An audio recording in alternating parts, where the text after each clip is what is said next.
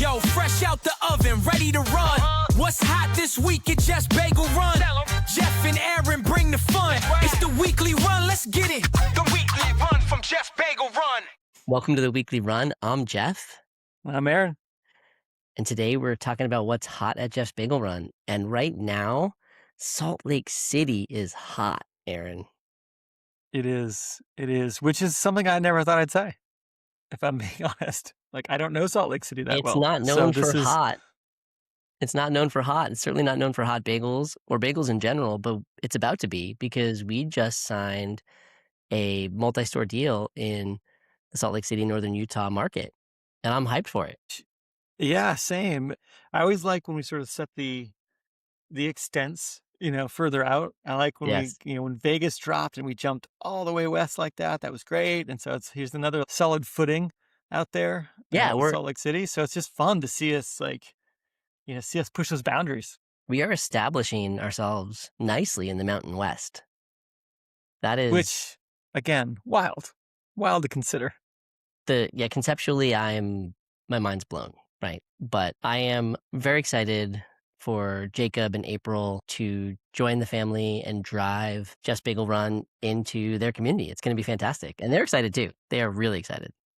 It was a 7-store deal, right? So they're going to canvas. Is it all in Utah or do they have neighboring areas? I think it's mostly like Salt Lake surrounding areas, so northern Utah. Got it. Yeah. I will say this, the few times that I've been to Utah and Salt Lake is they like their food there. They like their brands. And so I'm excited for them. I'm excited to put Jeff's the test. I mean, I'm pretty confident they're going to love it, but it's a good test for us. They're going to come in and they're going to evaluate us. They're definitely going to love it. I think the Salt Lake market is really an entrepreneur's dream. There's been a lot of companies that have started in Salt Lake, come out of the Utah market. It's a bit of an anomaly in that sense that it's so entrepreneurial. I think it has something to probably do with how the city was originally founded and like the people moving from the east to the west and these are, I don't know. Ethos. I cannot imagine what it must have been like to be in a wagon leaving like Chicago, being like, yeah, we're just gonna go until we stop. And you get to like Salt Lake City and you're like, yeah, I don't think I can go over the next range. Like this is it. Like we're just gonna set up. Good. We're gonna set up right here. We got fresh water. We got this. We got that. Like, how do you? And now they have bagels, so they're done. They have everything they need. It's like that's it. It's perfect. You got to meet that team. I don't get to meet every franchisee. I know you do, but yeah, I didn't get to meet these ones. But again, it seemed like a really great team. Yeah, Jacob and April are great. Met them in Las Vegas. They were in Las Vegas for the multi-unit franchise conference. They're franchisees for other brands. They own and operate Marco's Pizzas and Tropical Smoothie Cafes. I think they've got 30 locations. My math might be fuzzy on that. Let's approximate 30 locations, but they are experienced franchisees and seasoned vets. They're pros and they were great. And, I think one of the things that made me fall in love with them as franchisees was when they came into the store, they immediately just were talking to the team. They were invested. Oh, really? Interesting. Yeah, they were so invested in understanding what the team experience was like, how the opening had been, what was the challenges the team was facing. And it was really cool because as operators, they would talk the talk around the idea of like the team makes or breaks you, right? But then here they are showing it. Yeah, it was cool. Now, really cool. That brings up an interesting sort of question as far as that whole process. And we really haven't talked about that yet on the podcast, but it's an important process when it's a two-way street, I guess what I'm trying to say, between the franchisees that are coming in. They're obviously evaluating us and whether or not we're the business for them, but there's also a fit there. And we want to make sure that the kind of operators that we bring in are going to be aligned to our vision, our brand, and what we want to do with these stores. And I think like any good partnership, like the stronger that is and the more aligned that is, the better the outcomes. What's that process from your perspective when we meet new potential franchisees and what are those signals that say these guys are going to be great? This is something that was all foreign to me because coming into this, I'd never worked in a franchise business before. I had Yeah. obviously never been a franchisor. And so I've been learning a lot of this over the last few years on just what that process looks like. And first and foremost, the thing that amazes me the most is how many businesses we frequent are owned by local franchisees in your community. Yeah. Without even So knowing it. I mean, so many of them, you don't even know it. You just kind of identify the brand and they deliver on the thing that they say they're gonna deliver on, and you don't even realize it's your neighbor that owns it, right? It's kind of crazy in that respect. But what I think about a lot is what that fit looks like. And so to your point, there are financial standards and expectations that they have to meet. Like they have all this vetting kind of up until this point where um, we're making a selection on who's gonna be a great Just Bagel Run franchisee. So you're looking at this as it is a two-way kind of thing, like it takes two to tango, so to speak, right? Like they have to meet certain requirements.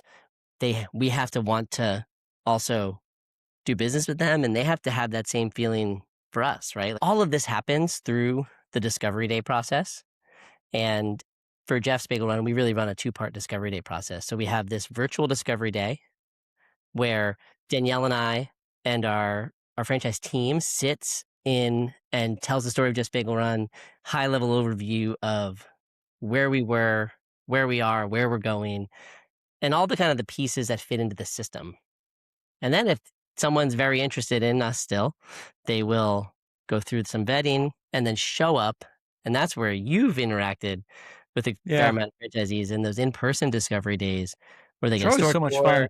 Oh, they're the best. Store tour, eating bagels, talking about the challenges, talking about the things that are facing us in our business every day, interacting with our guests, interacting with our team it's super fun. So you love it. I love when I enjoy watching you with the potential franchisees. It's so fun. It's something that I didn't expect to enjoy, but I really enjoy it. And so I didn't expect to like it as much as I do. And I think what's so much fun about it is as we grow and as a corporate office and obviously as the brand as a whole, like we've opened a lot of stores now. I mean, we've opened a dozen ourselves. We've got, we've opened another 20 plus with franchisees. Some of, that initial magic starts to fade, right? Like it becomes more execution. It's not that giddy excitement that was the first franchise store, Hmm. right? Or the second the second one we opened under the model. And so when you do these discovery days, everybody's so excited. The potential franchisees are super excited and Yeah. they're engaged and they think everything's amazing and they haven't confronted any of the hard work that is eventually comes with any business. And so it's like getting to live that first exciting part of the process over and over again with them, and it's a little like living vicariously through them. But I'm always amazed at the people that want to jump in and do this sort of thing and just what they bring to the table and how they view it and the questions that they have. Each one's different. Oh, absolutely. And they get to share who they are while learning about Yeah. us. So along the way, it's really this two-way conversation where there is a ton of getting kind of past the surface level of like what you are, right? Like this Yeah. is the let me walk you back through the kitchen. Hey, first thing I'll let you know, like the rule at Just Bagel Run is assume everything's hot. Right? Like when you touch Yeah. something, if you touch a tray, if you touch a rack, if you touch a table, like don't lean on this wall because it's an oven. It's not a wall. Like there's things that like when Yep. you're touring a kitchen, like you got to be aware of. And if you've been in kitchens, you maybe understand it. But if it's new to you, it's a bit of like a eye-opening experience, right? Like to be Yeah. hit with that, like honestly, it's like you're hit with like the aroma of bagels, it's pretty overstimulating. If I'm being honest. Like you've got a chatter with the team, you've got bagels boiling, you've got a bagel roller moving, you got a machine whipping cream cheese. There's a lot going on in our stores. Which I think is great because I just don't think you can't get that from a slide deck or even from video. No. You have to be in the space, you have to experience it, and that's going to be life for you on the next side of this adventure, whether you're seasoned in other businesses or not. Like at the end of the day, Jeff's is unique, just like any individual business is unique. So getting to just Mhm. feel it in flight for a moment and be like, does this resonate with me? And what I always find funny is that I can't think of one that I've been a part of that people have come back from that experience and been like, it's not really for me. Everybody's sort of energized by it. There's good energy in the Oh, stores, and I'm always proud of that. definitely. I think the store teams love hosting, one, because they're showing off. Like, they just love it. It's like, look at my store, look at my team, look what I'm doing. So that's always fun. Yeah. The second component is I think people really like they want to know how the sausage is made. They want to Yeah. see what's going on. And so when you've got a baker who is mixing dough, throwing it up on a table, cutting it, putting it in the machine, forming bagels, rolling them to a fridge, putting them like you're going through the whole process, and you get to watch that and be a part of it, and then go and eat one of those hot bagels that just came out of the oven. It's all very, um, it makes it all feel very real, Yeah. and It's and not I think theoretical. It's not a spreadsheet. it's all of that, like, yeah, like you said, the slide decks, the videos, all that stuff goes away, and suddenly you're in a place in real life, and it makes it that much more palpable. If that's the right word. It feels like an Well, SAT word. well, I mean, that's one of the things too that I think is so powerful and not surprising that Jacob and April, have signed up, is that they got to have a version of that that's probably even more accelerated because they went to a store opening. They didn't go to a controlled environment, meet the team, everybody's prepared. They just rode along on somebody else's first day, Yeah. or Yeah, it second day, was whatever it was. And so, like, that's really seeing how the sauce, like, this is your experience in 8 months, or whatever. yeah, Um, oh, yeah. Yeah, yeah, they got to see kinda like they didn't see the polished corporate training store. yeah, They saw another franchisee store in a market that's new, and, they were about 6 weeks post-opening when they visited, so it wasn't, like, right in the grand day opening one. phase, but Yeah, still, like, newness, right? And challenges and, like, how do you drive foot traffic, and how do you reach out to that market now that you're in that, like, post grand opening, luster is fading, a little bit, and you're being in the community, and your team is remembering people as they come in, and they get to yeah, experience that. And I think when we talk about that as what Jeff's tries to create, but then you see it yeah, come to life by someone who's not me, not you, like, it's just the team, it yeah, feels so exactly. real. It feels so real. It's actually been an effective model for us, sort of a funny way. Yeah, Where grand you opening. again, yeah, you'd think we would need to really control this environment. To your point, like, you think that the mentality would be, let's put this in a box, let's polish it, let's make a very curated experience. But no, we bring these guys into the chaos of an opening, and they still want to join up. So we must be doing something right. Yeah, we're definitely winning when it comes to letting them experience what that feels like, because it's exciting, and it's also I don't know, we talk about this a lot in our discovery days, how we're gonna be as transparent with you as Yeah, we can. We're gonna be as authentic with you, and, like, what you see is what you get. When I go on rambling about something on discovery day and Danielle's like, "Jeff, stop talking," like, we have an hour and a half left of stuff to cover. Like, those moments are real, and, um, yeah, I think because we do it that way, we end up with authentic authenticity coming back. yeah, and the partners are genuine after that. What's interesting about that too is that gives them a better sense for how the rest of the journey is going to go. As a young brand, we're still figuring a lot of stuff out. And so when you think about the fact that, like, hey, because it's not like a reduction of polish as the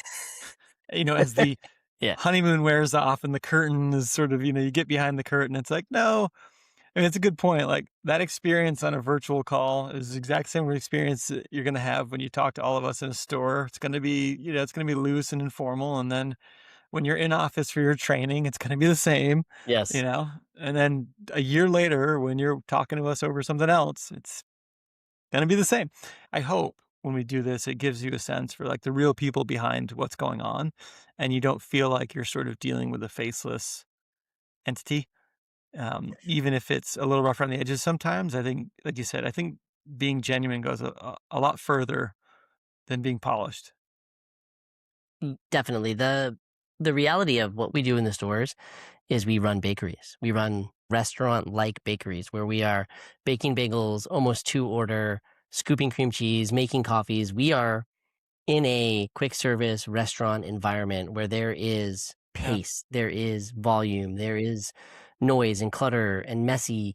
And when you live that versus being told about that, and Yeah. then you see us in it, it just feels a lot more.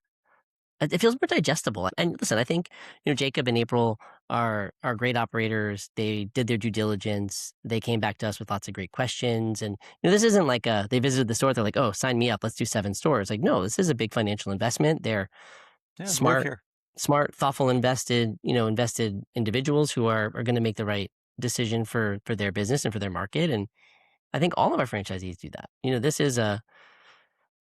This selection process, we talk about like awarding franchises. If someone's really interested and we think they're qualified and they have the right experience and financial backing and they can do all the things, we can award them a franchise. It's like, we're not really Yeah. selling these things. This business isn't for sale. This business is like, because it's not for everyone.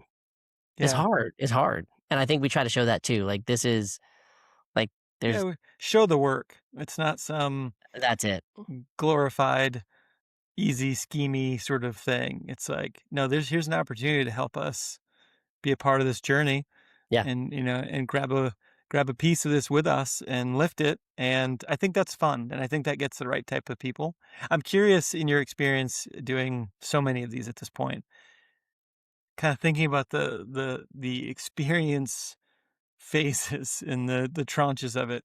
Have you ever encountered, no, obviously no names, but like, have you ever encountered people along the way where you're like, oh man, yeah, they're not gonna like coming into a store and seeing it, or like you've seen them in store and been like, oh yeah, this is not what they expected. Have you ever had something like that where it just didn't play out? You could see it clearly that it was not a match. Aaron, I thought we were going to be I authentic. feel like you got a good I one. thought we were going to be authentic. I'm going to name names. Oh, jeez. It's Danielle, right? Danielle's still not sold. Yeah, she's still after all unsure. these years. Yeah, no, she's very she's very sure. You're right. Like, I think because of how clearly we tell our story and talk about our business and how it runs and operates, you do have this, even though it's virtual at first, you do have Yeah. this like ability to look into the eyes of this person and say, man, I can tell already this isn't going to be for you. Our goal is to be partners with franchisees in growing our brand and building a business for them that they can be proud of. Someone understanding exactly what they're getting into and realizing that it might helping them realize it might not be for them. But I think that's an important part of taking a measured approach to it, is that it doesn't do anybody anything if it's not a match, right? On both sides. They're not doing the brand any favors if we're not a match for them, and certainly the opposite is true if we don't feel as if they're a match, because the outcome's not going to be there. And so Yeah. you've got frustrated franchisees, you've got a brand that's having to make decisions or figure that out. And so avoiding that is just super worth it. Like, nothing, store count, all these other things are not worth that bad alignment. And so I've always thought in my previous life in franchising that it was a very measured approach. We're doing it again here. At least like as a franchisee, you know what you're getting. Like, this is who we are, who our leadership team is, and what it looks like. And Yeah. I think in today's world, it gets even more complicated because there's so much conversation in our space, specifically bagels, quick service, around private equity and big investment coming in, like who really owns these businesses, who really is making these decisions, and are they being made for the purpose of growing and creating a business together with a franchise partner, or are they being Yeah. done to just bolster the valuation of a parent company? So it's complicated, and again, it is a huge financial decision. Most people, Yeah. the biggest financial decision they're going to make in their life is buying their house. Um, if you're a franchisee, it's definitely signing with a franchisor. It is a huge investment. Well, and I think it's understated in a lot of ways. It's very tantamount to forming a business partnership with another person. Any business relationship is an important relationship that should take vetting and thoughtful decision making. I'm glad we do it the way we do it. I'm grateful to have, you know, experienced people on our team who've been around franchising for a long time who are like, this is how we do it. This is the reason we do it. And I think it's going to pay off in the long run as we build great relationships with folks like Jacob and April. With, I think we have multiple agreements that have been signed in the last couple of weeks. Not all of Yeah, we them got some public, exciting stuff coming. not all of them have been publicly announced, but there's a lot happening, and so I think there's just it's fun to watch the brand grow. We're approaching 200 agreements signed. We've got 35 stores open. I think we did some rough math in our last development meeting. We're probably going to get closer to 58 open by the end of this year, which is Just wild, wild. bonkers. Yeah. So I'm I'm thrilled. I'm grateful for the folks that are on this journey with us, and I think it's fun. I mean, I listen, if you're interested in learning about franchising, there's a ton of information out there. I would get on the internet, look around. I told someone, I can't remember who I was talking to. I wish I remembered some stuff like this, Aaron. Just it's also blurry, You got to but walk around with a notebook, man. I need a notebook. I was having this conversation. I was talking about how I wished I had known about franchising like in my 20s. All You know, right. I Yes.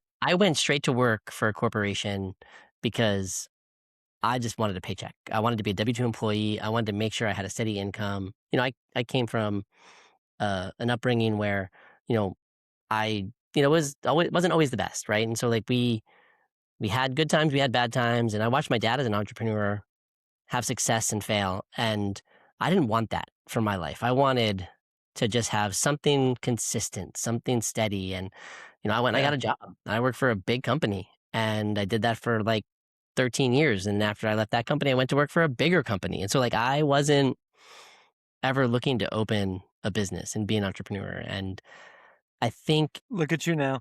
I know. But if someone had told me about franchising in my 20s, that like, hey, you can like be your own like owner and you could have equity in a business and you could earn, like, I think I might have looked at it a lot differently. I completely agree. Was franchising is such an interesting thing because I don't think most of us understand it. I certainly didn't until I got on the other side of the business of it. But yeah, I'm the same way. Like all of the so much of the entrepreneurial risk is, I won't say it's gone, but it's changed and it's shifted and it's realigned in ways that make it so much more appealing than being like, I'm just going to take this idea and try and take it from Mhm. zero. Yeah, I You think know, it's a the big risk, difference. yes, the risk piece that is kind of carved out of the franchising experience is taking the idea to like fruition. Yeah. Right? Like you're sort of at the point where the idea is vetted, it works. Here's some data over a period of time that says this is how well it works and why it should work for you if you do this playbook.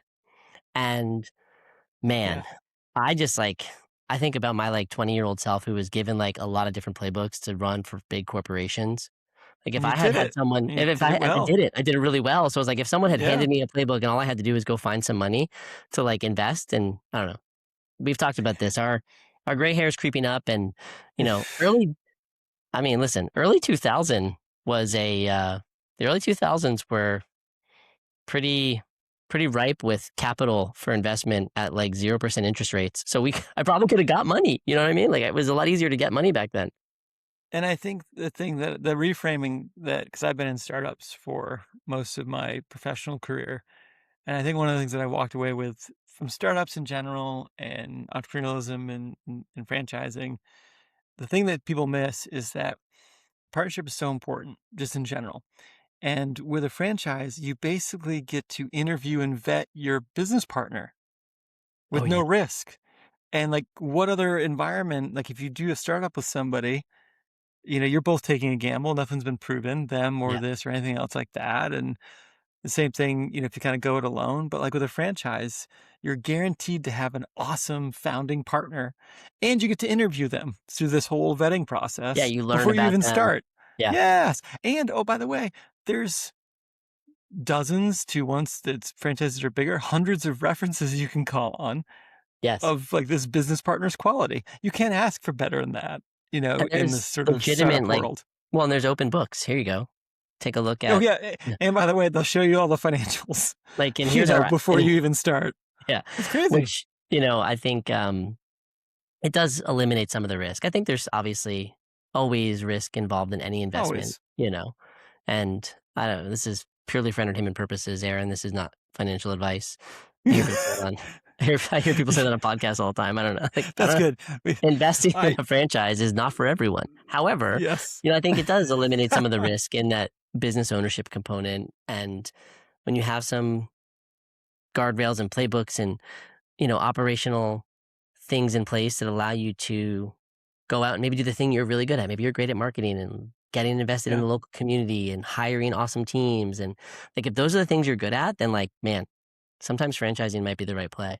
But if you're a builder, if you're a person who wants to innovate and make changes and, do something, maybe franchise isn't for you. So finding that balance is, I don't know. I wish it had been I don't know. I wish it had been presented to me when I was in my 20s as a viable option for a young person graduating college. I was just told to get a job and I was like, I'm getting one. So While we're thinking of young Jeff, just while he's Mm. teed up in our mind space right now, what would 20-year-old Jeff lean toward as far as franchise? What would be the franchise that would have gotten Oh man. snagged young Jeff? Okay, so you got to remember in the late 90s, early 2000s, um Disney Quest. Do you remember Disney Quest? I And remember all Disney these Quest. arcade centers and Yeah. I uh miss Disney Quest. there was Disney, RIP Disney Quest. There was a ton of what would you call it? Little cities, all those play workplaces. You had these almost hands-on museum type of environments where Yeah. families would come to. I always found entertaining people was something that I enjoyed. So I think if it was Okay. I don't know, my mind tells me I would have opened a video game arcade or I don't know, some kind of edutainment center. I Yeah. don't know, go-kart track, batting cages vibe. That's what I was into. My I would gym. love that. Oh yeah, my gym. Yeah, I mean, that's a franchise business for sure. Or yeah, I my gym would have been great. I could mean, have I could have done that for sure. I remember the My Gym years. I've done a birthday party or two. Or at Chuck E. Cheese. Let's just be honest. You could have, I don't know if they're a franchise, but I could have seen Jeff Ooh. rocking a Chuck E. Cheese. 20-year-old Jeff slinging pizzas out of the window, I putting on went the to costume. the pre-game for my 21st birthday party was at a Chuck E. Cheese. You stop. Yes. Stop. Yes. Because it was cheap pizza Stop. and beer and video games. It was awesome. It was me and 8 friends. Yeah, Aaron's But quitting. You can't quit the podcast in the middle of it. We pre-gamed no, at Chuck E. Cheese and then we went out. your personal in my it's bonus points for you. The Listen, fact that happened. Chuck E. Cheese at 8 p.m. is a ghost town. And so But they were did just happy you to have customers. but the real question is, did you just go in and get pizza and beer and play some games, or did you schedule a party and actually get the ticket tornado and all of that? Did you do the ticket tornado? I did not do the ticket tornado. We just went in, we Then ordered a you couple pizzas, we drank some beers, and then did you played really video do games it? and left. It was so much fun. It was great. I Someone want has photographic evidence in a shoebox under their bed. I guarantee it. Listen, we just need that person to come forward, in 10 years when I'm this sure is they're one of our 19 listeners. They'll be fine. oh, clearly. Although we did get some, the Brunson bagel video that I posted on the internet from the podcast Instagram got a little bit of traction, and we caught a few more listeners. So I'm excited. People are Now we just actually need Chuck E. Cheese cross promotion. tuning in for this nonsense. Yeah, maybe we could do a pod from Chuck E. Cheese. I don't know. Is Chuck E. Cheese even around still? There's gotta be. They'll never go away. Fun fact, I don't know if you knew this. the guy that did all the animatronics, the band for Chuck E. Oh, yeah, Cheese, yeah. was from here in Orlando. He's a hometown Seriously? guy. Yes, No he had a way. I did warehouse not know. up on like Robinson or whatever. What? Seriously. I had It's no a idea. it's a local connection to the whatever that band was. You know the band behind Oh, yeah, the with, like, the rat like was on the singing in front of yeah, like, on the that's so stage, yeah. on the stage. The rat, Chuck E. Cheese. I mean, that actually makes a lot of sense now that I think about it. Like, we have, like, a lot of, Imagineers and, Yes. ex-Disney engineers who probably spent a lot of time around animatronics, and that's wild. I had no idea. Oh, man. I have so many, so and then obviously, like, my kids, we went to Chuck E. Cheese and, like, Mhm.